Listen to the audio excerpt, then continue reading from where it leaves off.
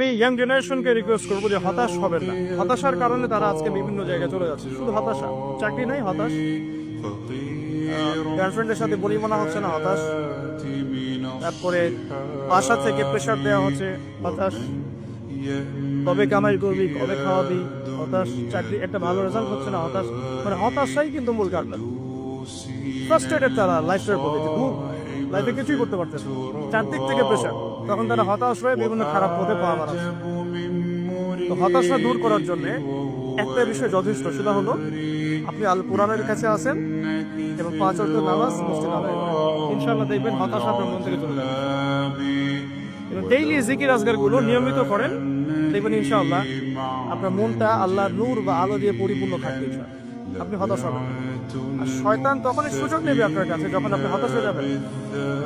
আপনি হতাশ হয়ে গেলে শয়তান আপনার কাছে সুযোগ নেবে। হতাশ হবে না, কখনো না। লা তাহজান, তুমি দুশ্চিন্তা করো না, ইন্নাল্লাহা মা'ানা, আল্লাহ আমাদের সাথে আছে। এরকম তো চারটাখানি কথা না।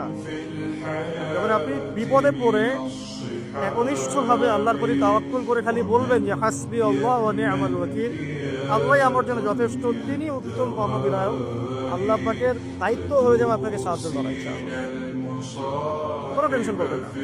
যখনই কোনো বিপদ আপদে পড়বেন মন থেকে বলবেন হাসবি আল্লাহ ওয়া নি'মাল ওয়াকিল, অথবা হাসবুনাল্লাহ ওয়া নি'মাল ওয়াকিল। ইনশাআল্লাহ দেখবেন আল্লাহর সাহায্য নেমে আসবে।